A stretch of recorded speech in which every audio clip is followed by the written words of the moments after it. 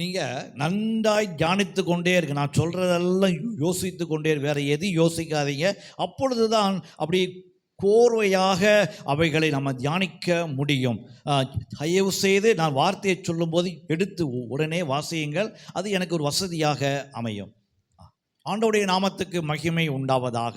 இந்த காலை வேளையில் நான் உங்களோடு இணைந்து விசேஷமாய் இந்த வார்த்தைகளை தியானிக்கிற எல்லாரோடு இணைந்து நாம் வார்த்தைகளை தியானிப்போம். வாசியுங்கள். மத்தேயு எழுதின சுவிசேஷம் 5வது அதிகாரத்தில் 14வது வசனம். சத்தமாய் வாசியுங்கள். மத்தேயு 5:14. வாசியம்மா, வாசி 16. நீங்கள் உலகத்துக்கு வெளிச்சமா இருக்கிறீர்கள். மலையின் மேல் இருக்கிற பட்டணம் மறைந்திருக்க மாட்டாது. விளக்கை கொளுத்தி மரக்காலால் மூடி வைக்காமல் விளக்கு தண்டின் மேல் வைப்பார்கள். அப்பொழுது அது வீட்டில் உள்ள யாவருக்கும் வெளிச்சம் கொடுக்கும். இவ்விதமாய் மனுஷர் உங்கள் நற்கிரியைகளை கண்டு பரலோகத்தில் இருக்கிற உங்கள் பிதாவை மகிமைப்படுத்தும்படி உங்கள் வெளிச்சம் அவர்கள் முன்பாக பிரகாசிக்க கடவது. அல்லேலூயா. உங்கள் வெளிச்சம் என்ன செய்ய வேண்டுமா? ஏன் பிரகாசிக்கணுமா? நம்மை சூழ்ந்து அந்தகாரத்தின் வல்லமை இருக்கிறது. நம்மை சூழ்ந்து இருளினுடைய அதிகாரம் இருக்கிறது. ஆண்டவருடைய வல்லமை நம்ம மேலே வரும் பொழுது அது நம்மை பிரகாசிக்க வைக்கிறது. அதுக்கு நாம் இடம் கொடுக்கணும். இருளும் ஒளியும் யுத்தம் செய்கிற, இருளும் ஒளியும் ஒன்றுக்கொண்டு மோதுகிற இடம் எங்கே தெரியுமா இருக்குது? அது யார் தெரியுமா?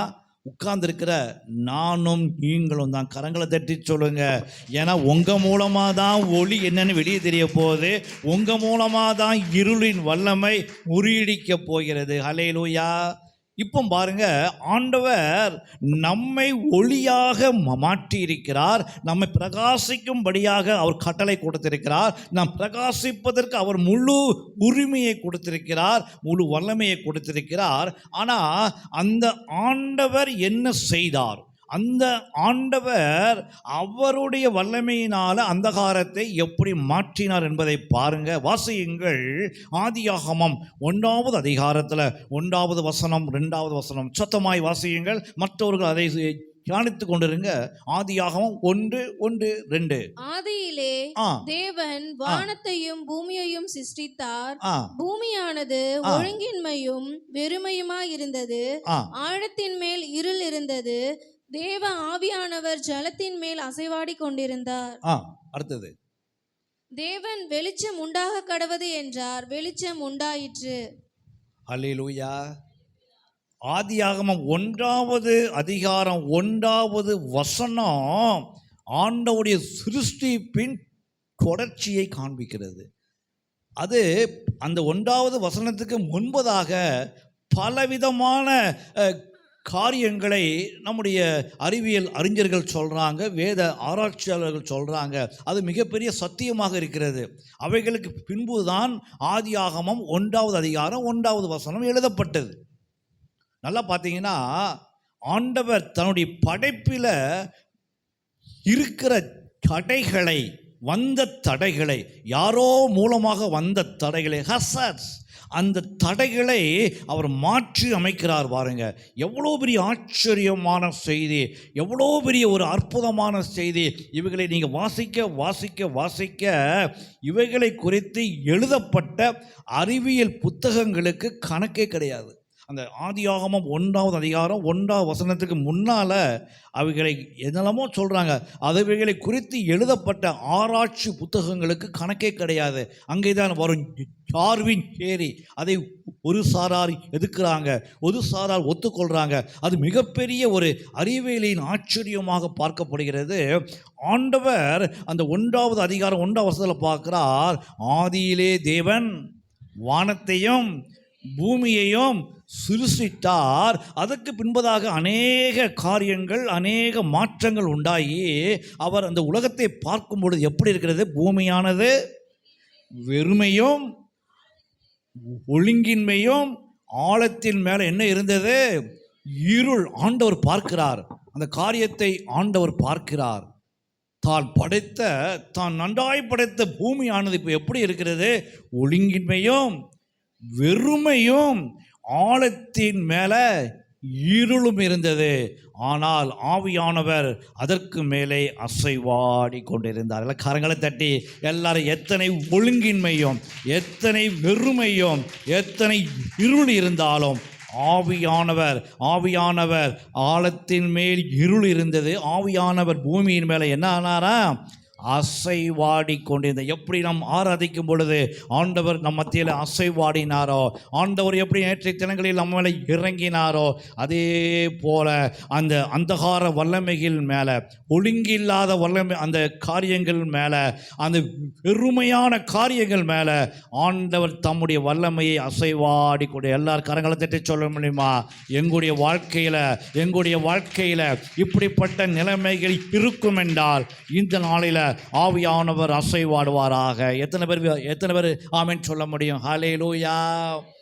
ஆண்டவர் பார்க்கிறார் அந்தகாரத்தை, ஒழுங்கின்மையை, வெறுமையை, அதாவது ஒரு ஃபார்மட்டே இல்லாமல் இடத்துல முதலாவது ஒரு அற்புதம் செய்ய வேண்டும் என்றால் நான் நன்றாக இந்த வார்த்தைகளை தியானித்து பாருங்க.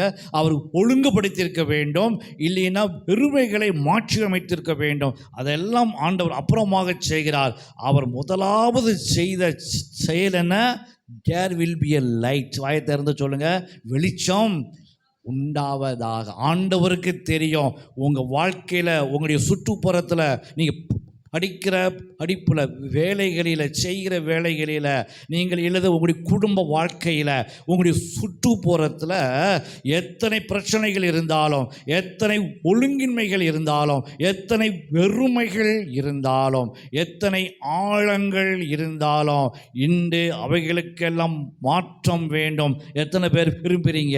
என் சுற்றுப்புறத்தில், படிக்கிற இடத்துல, வேலை பார்க்குற இடத்துல, என்னுடைய திருமண வாழ்க்கையில் மாற்றம் வேண்டுகிறவங்க நிச்சயமாக உடைய கரங்களை உயர்த்தி சொல்லுங்க, there will be a light. வெளிச்சம் உண்டாவதாக. சத்தமாக சொல்லுங்க பார்ப்போம், வெளிச்சம் உண்டாவதாக.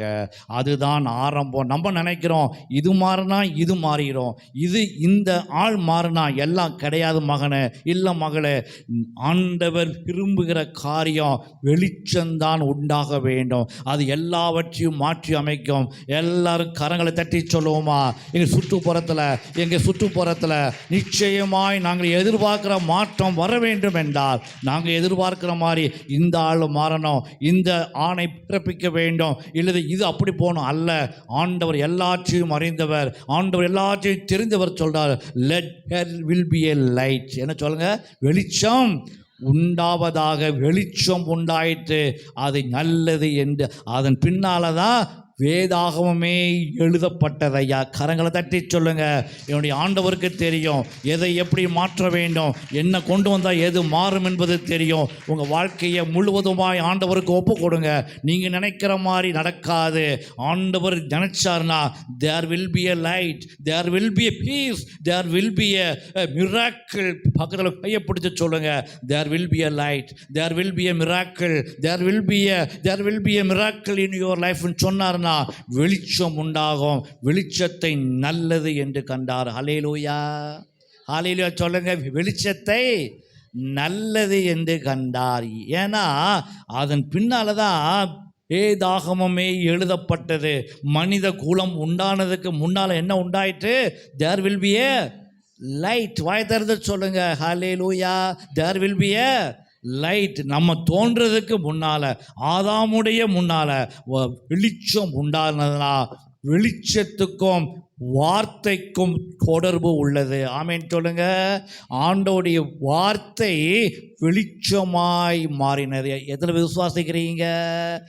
அந்த வார்த்தை உங்களை நோக்கி வருகிறது. காலை வேளையில் ஆண்டவருடைய வார்த்தை வெளிச்சமாய் மாறினது. விசுவாசிக்கலாம். ஆமேன்னு சொல்லுங்க. அந்த வார்த்தை தான் சொல்லுது, நீங்கள் உலகத்துக்கு வெளிச்சமாயிருங்கள், உங்கள் வெளிச்சம் பிரகாசிப்பதாக. உலகத்தில் அந்தகாரத்தை மாற்றின வார்த்தை நேர இப்போ உங்ககிட்ட வருது. என்ன சொல்லுது? இந்த அந்தகாரத்தை நீங்களும் மாற்ற வேண்டும், நீங்களும் என்ன செய்ய வேண்டும்? வெளிச்சமாய் மாற வேண்டும். எல்லாரும் கரங்களை தட்டி சொல்ல முடியுமா? நாங்களும் வெளிச்சங்களாய் மாறுவோம். ஹல்லேலூயா, ஹல்லேலூயா. வார்த்தை வெளிச்சமாய் மாறினது. வார்த்தை வெளிச்சமாய் மாறும் பொழுது உங்கள் வாழ்க்கையும் மாறுதலை சந்திக்கும். எத்தனை பேர் விசுவாசிக்கிறீங்க? ஹல்லேலூயா. அந்த அந்தகாரத்தை அந்த வல்லமையை மாற்றின வார்த்தை நன்றாய் பாருங்கள். எனக்கு ரொம்ப ஆச்சரியமாக இருந்தது. அப்பந்தான் புரிந்தது, வெளிச்சத்துக்கும் அந்தகாரத்துக்கும் அது கடைசி வரைக்கும் போராட்டம் என்ன செய்யும்? நடந்து கொண்டுதான் இருக்கும். நம்முடைய வெளிச்சம் இருளிலே பிரகாசிக்கும். இருளானது எங்களை என்ன செய்ய முடியாது? மேற்கொள்ள முடியாது. அல்லேலூயா சொல்றீங்களா? ஹல்லேலூயா. நல்லா பாருங்க, ஆதியாகமம் 1வது அதிகாரம் 2வது வசனத்தில் ஆண்டவர் இருளை மாற்றி வெளிச்சத்தை பிரகாசித்து, வெளிச்சத்தையும் இருளையும் ஆண்டவர் என்ன பண்ணாரா? வெவ்வேறாக பிரித்தார். சாத்தானுக்கு பொறுக்க முடியல. நான் நினச்சேன் இதோடு அழிஞ்சுது உலகம், ஐஸ் கட்டியாக மாற்றி வச்சிருக்கிறேன், இனிமேல் ஒன்றும் செய்ய முடியாது, அண்டார்டிகா மாதிரி உலகமே மாறி போச்சு. ஆண்டவர் தன்னுடைய வல்லமையினால் வெளிச்சத்தை உண்டாக்கினார். வெளிச்சத்தை நல்லதுன்னு பார்த்தார். அதை சாத்தான் மனதிலே வைத்திருந்தான். என் இருளை மாத்துறீங்களா? வெளிச்சத்தை கொண்டு வாரீங்களா? நான் விட மாட்டேன்னு சொல்லி என்ன பண்ணான்னு பாருங்க. வாசி ரொம்ப ஆச்சரியமாக இருக்கும். மார்க் எழுதின புத்தகம் 15வது அதிகாரத்தில் 23வது வசனம். சத்தமாய் வாசிங்க. மார்க் 15:23. சத்தமாய்.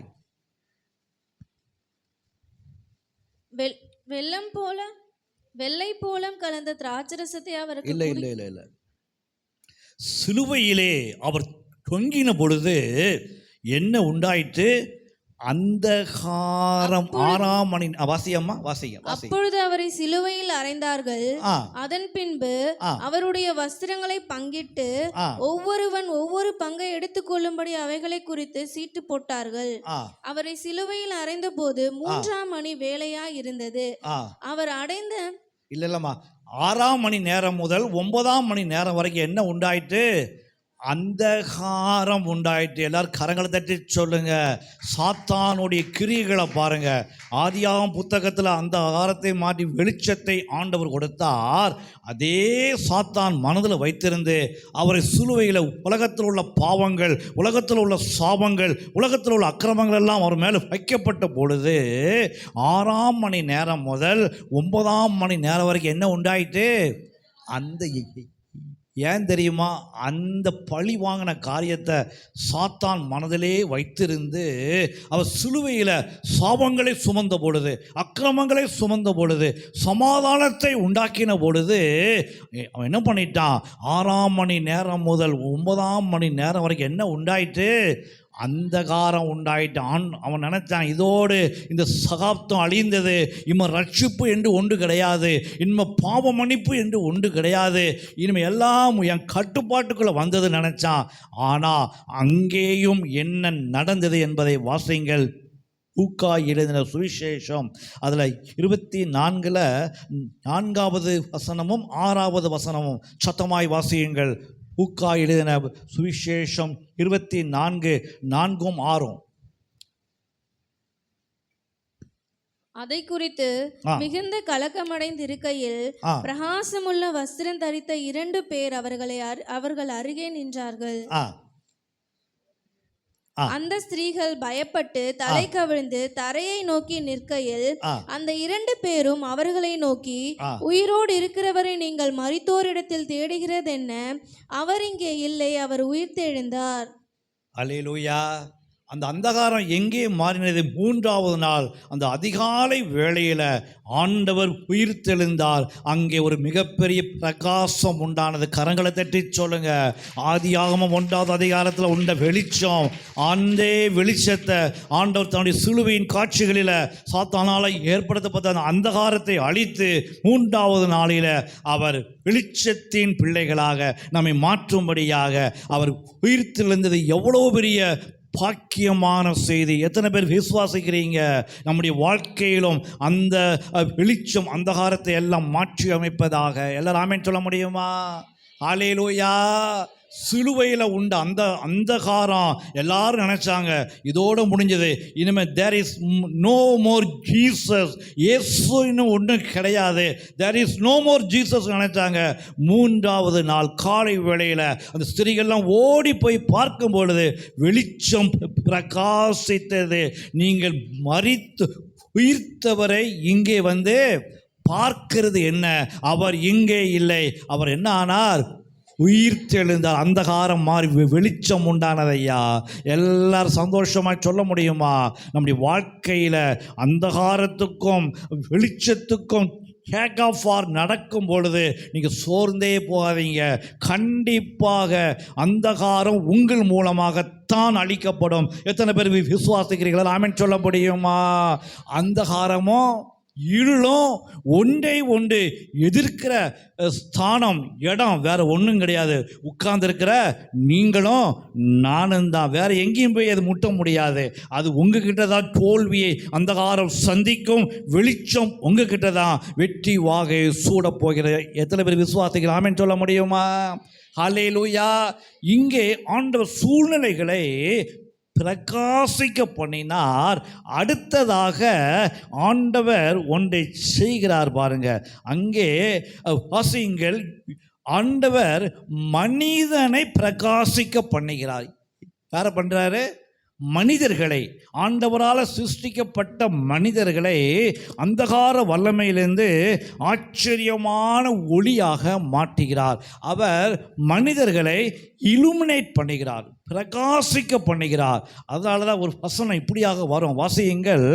யோவான் எழுதின சுவிசேஷம் 1வது அதிகாரத்தில் 9வது வசனம். சத்தமாய் வாசியுங்கள். யோவான் 1:9. உலகத்திலே வந்து எந்த மனுஷனையும் பிரகாசிப்பிக்கிற ஒளியே அந்த மெய்யான ஒளி. உலகத்துல எந்த மனுஷனையும், சத்தமா சொல்லுங்க சொல்லுங்க, எந்த மனுஷனையும், சத்தமா சொல்லுங்க பாப்பா, எந்த மனுஷனையும் இலுமினேட். ஆங்கிலத்தில் இலுமினேட். இலுமினேட். நீங்கள் உங்களுக்கு தெரியும், அது எந்த பொருளாக இருந்தாலும், அது எந்த சப்ஸ்டன்ஸாக இருந்தாலும், அதனுடைய வெப்பநிலையை நீங்கள் அதிகரிக்க அதிகரிக்க அதிகரிக்க அந்த பொருளுக்கான ஒரு குறிப்பிட்ட வெப்பநிலை வந்துச்சுன்னா அது ஒளிர ஆரம்பிக்கும். நம்மளும் அப்படித்தான். நம்ம பாடியில் நீங்கள் டெம்பரேச்சர் அதிகமாகிக்கிட்டே இருந்தீங்கன்னா ஒரு டெம்பரேச்சரில் அது அப்படியே எரிந்து ஒளிர ஆரம்பிக்கும். கம்பி, கட்டி, கல் எல்லாமே அப்படி தான். ஆண்டவருடைய வல்லமையும் எந்த மனுஷனையும் அது என்ன பண்ணுமா? பிரகாசிக்க பண்ணும். சத்தமாக சொல்லுங்க, பக்கத்தில் கையை பிடிச்சி சொல்லுங்க. எந்த மனுஷனையும் ஆண்டவருடைய வல்லமை, ஆண்டவருடைய அன்பு என்ன செய்யுமா? பிரகாசிக்க செய்யும். இப்போ நம்ம ஒன்று சொல்லக்கூடாது. என்ன தெரியுமா? இவரெல்லாம் ரட்சிக்கப்பட மாட்டார் ஐயா. எப்படி? இவரெல்லாம் ரட்சிக்கப்பட மாட்டார் ஐயா, இவரெல்லாம் ஆண்டவரை ஏற்றுக்கொள்ள மாட்டார் ஐயா, இவங்கிட்டலாம் நான் போய் சொன்னால் நீங்கள் சொன்னால் கேட்க மாட்டாங்க. ஆனால் ஆண்டவருடைய வார்த்தையை சொன்ன வார்த்தை என்ன சொல்லுது? எந்த மனுஷனையும் பிரகாசிக்க பண்ணுகிற உங்களையே ஆண்டவர் மாற்றினா அவங்கள மாற்ற முடியுமா? முடியாதா? ஆமென் சொல்லுங்கள். உங்கள் மனசாட்சியை தொட்டு சொல்லுங்கள். நம்ம எல்லாரும் சொல்லுவோம், என்னையே ஆண்டவர் மாற்றினார்னா அந்த பிள்ளைகளை மாற்ற முடியுமா? முடியாதா? நிச்சயமாய் முடியும். எந்த மனுஷனையும் பிரகாசிக்கிற மெய்யான ஒளியே அந்த ஒளி. அந்த ஒளி என்ன பண்ணுச்சா? சத்தமாய் வாசியுங்கள். அப்போஸ்தலர் 12:8. சவுல் என்கிறவரை பவுலாக மாற்றினது. சத்தமா சொல்லுங்க, வாசிங்க. தூதன் அவனை நோக்கி, உன் அறையை கட்டி உன் பாதரட்சிகளை தொடுத்துக்கொள் என்றான். அவன் அந்தபடியே செய்தான். தூதன் பின்னும் அவனை நோக்கி, உன் வஸ்திரத்தை போர்த்து கொண்டு உன் பின்னே வா என்றான். ஏதம்மா? அந்தபடியே அவன் புறப்பட்டு அவனுக்கு பின் சென்று தூதனால் செய்யப்பட்டது மெய்யென்று அறியாமல். சரியம்மா, பரவாயில்ல விடுங்க. அதாவது அப்போஸ்தலருடைய புத்தகத்தில் அந்த சவுல் என்பவர் நம்ம இன்னைக்கு வாசித்தோம்ல, சவுல் என்பவர் என்ன பண்ணுறாரு? சபைகளை துன்பப்படுத்துகிறார். ஆண்டவருக்கு எதிராக அவர் செயல்படுகிறார். ஆண்டவருடைய பிள்ளைகளை துன்பப்படுத்தி அழிக்க நினைக்கிறார். கிறிஸ்துவுடைய அந்த போதனைகளை அவர் என்ன பண்ணுறாருன்னா அவர் எதிர்க்கிறார்.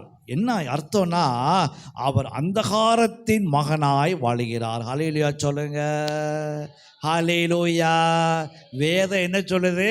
எந்த மனுஷனையும் பிரகாசிக்கிற மெய்யான ஒளி. இங்கே என்ன நடந்தது? சவுல் நியாயப்பிரமாணத்தில் A to Z டாக்டரேட் வாங்கியிருக்கிறாரு. எல்லாம் தெரியும், எல்லா அதிகாரங்களையும் உடையவர், எல்லா சர்வ உலகத்தின் காரியங்களை அறிந்தவர், சர்வ ஞானி. ஆனால் எல்லாம் சரிதான், எல்லாம் ஓகே, எவ்ரிதிங் இஸ் ஓகே.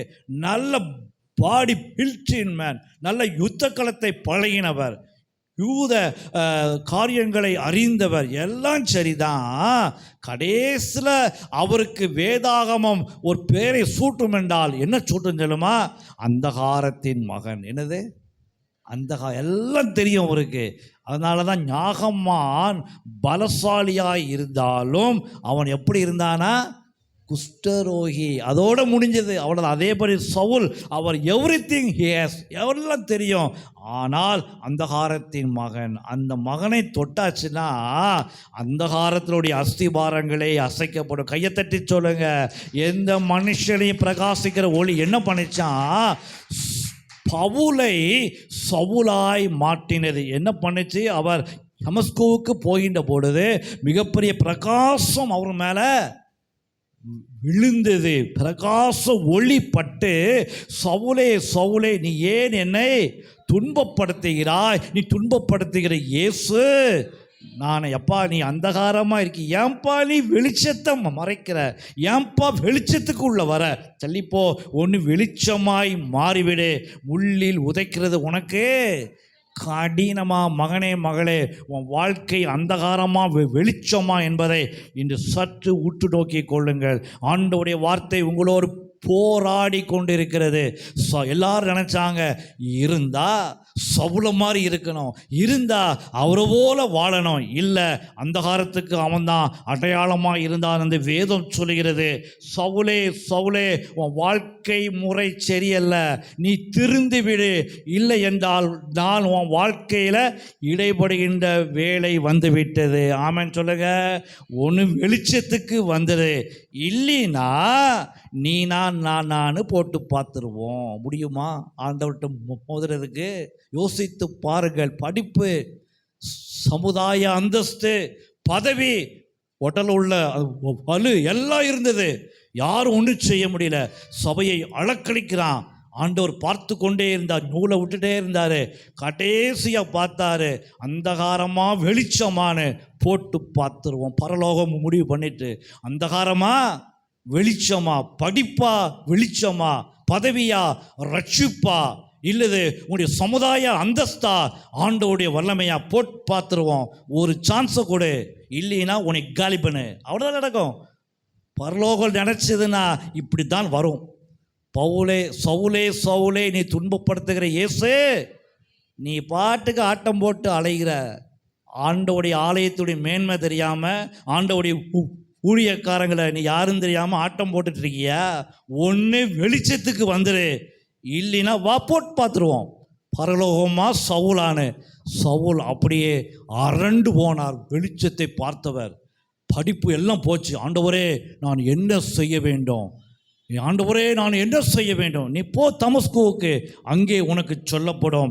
அந்தகாரம் வெளிச்சமாய் மாறின. எல்லாம் கரங்களை தட்டி சொல்லுங்க. எந்த மனுஷனையும் பிரகாசிப்பிக்கிற ஒளியே மெய்யான ஒளி. மனிதரை அது பிரகாசிக்க வைத்தது, சூழ்நிலைகளை பிரகாசிக்க வைத்தது, மனுஷனை பிரகாசிக்க வைத்தது. அடுத்ததாக வாசியுங்கள். சிறைச்சாலையை மாற்றி அங்கே விடுதலையாய் பிரகாசிக்க வைக்கிறது. சத்தமாய் வாசிங்க பார்ப்போம். அப்போஸ்தலர் 12:8 பேதுருவை என்ன பண்றாங்க? சிறைச்சாலையிலே அடைக்கிறார்கள். சுவிசேஷ பணி நிமித்தமாக அடைக்கிறார்கள்.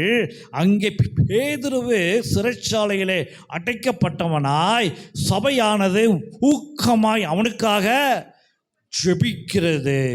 வெளிச்சம் உண்டாக வேண்டும் என்றால் என்ன செய்ய வேண்டும்?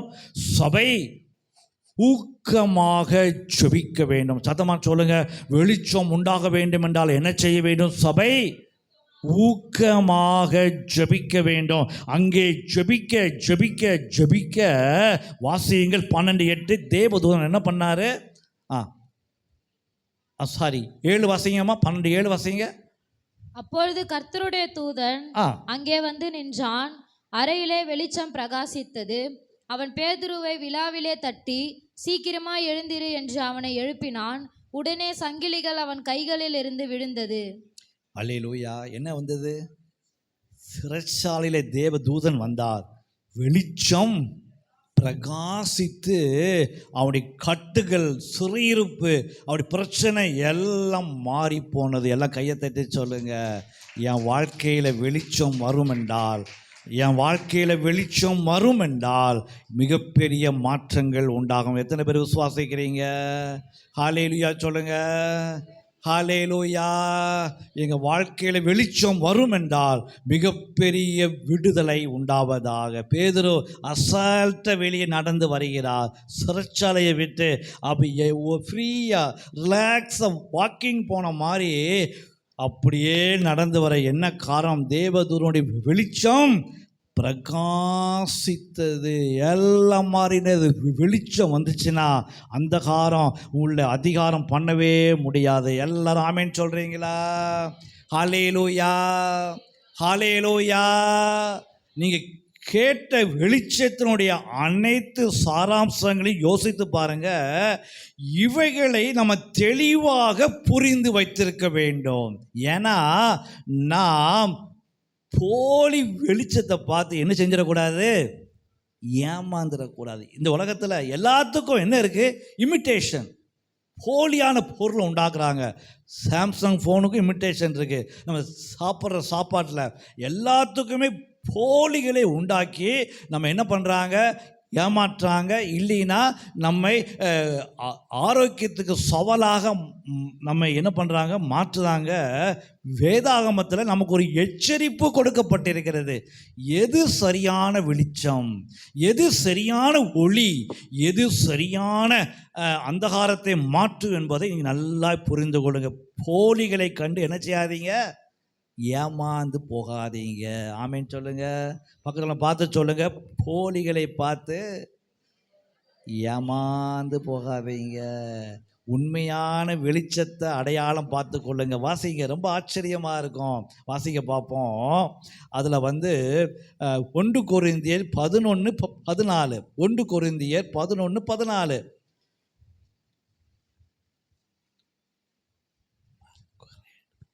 ஆகிலும் ஒருவன் வாக்குவாதம் செய்ய மனதாயிருந்தால், சாரிம்மா, 2 கொரிந்தியர் வாசிங்க. 2 கொரிந்தியர் 11:14.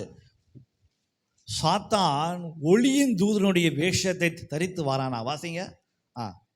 பின்னும் நான் சொல்கிறேன், அது ஆச்சரியமல்ல, சாத்தானும் ஒளியின் தூதனுடைய வேஷத்தை தரித்து கொள்வானே.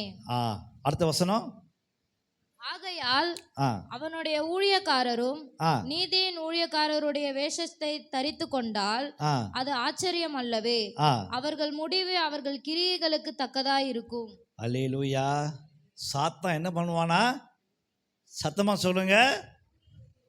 எது ஆண்டவருக்கு சாதகமாக இருக்கோ அந்த ஒளியினுடைய காரியத்தை எடுத்து அதை வைத்து நம்மை என்ன செஞ்சிடக்கூடாது? மோசம் போக்கிடக்கூடாது. ஆமேன் சொல்லுங்க. ஹல்லேலூயா. மிக மிக கவனம் தேவை. ஒளியை குறித்து நம்ம நல்லா திட்டம் தெளிவுமாய் நம்ம படித்திருக்கிறோம். நம்ம பிரகாசிக்க வேண்டும்.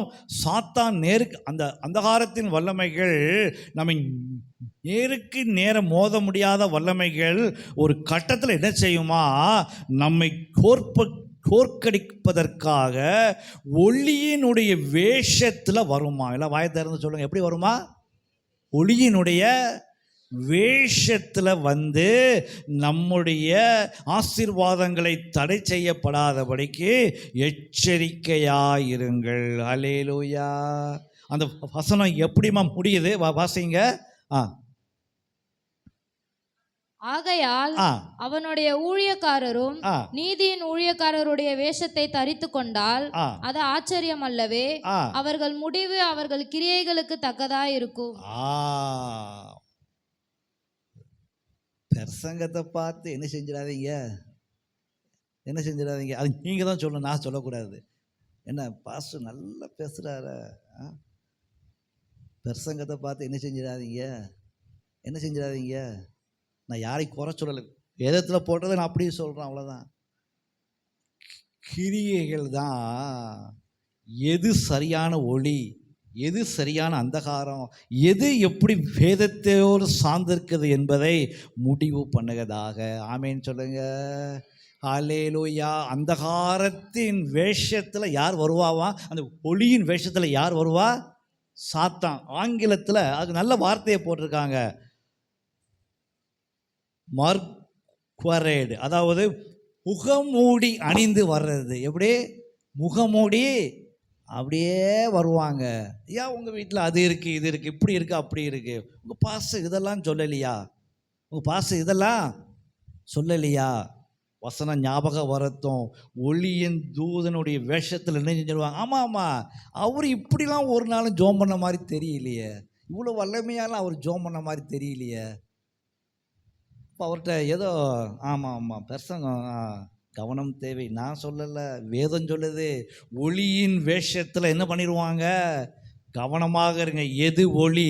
வேத வசனமே ஒளி. ஹல்லேலூயா சொல்லுவோமா? ஹல்லேலூயா, ஹல்லேலூயா, ஹல்லேலூயா, ஹல்லேலூயா, ஹல்லேலூயா. எல்லாம் கரங்களை தட்டி சொல்லுங்க. எங்களுடைய ஒளி அந்தகாரத்தில் பிரகாசிக்க வேணும். அதுதான் உண்மையான ஒளி. ஆமேன்னு சொல்லுங்க. ஹல்லேலூயா. எத்தனை பேர் விசுவாசிக்கிறீங்க? ஆண்டவர் உங்களை அதிகமாய் ஆசீர்வதிப்பாராக. ஆமேன். நான் சில காரியத்தை சொல்ல வேண்டும் என்பது என் மேலே விழுந்த கடமையாக இருக்கிறது.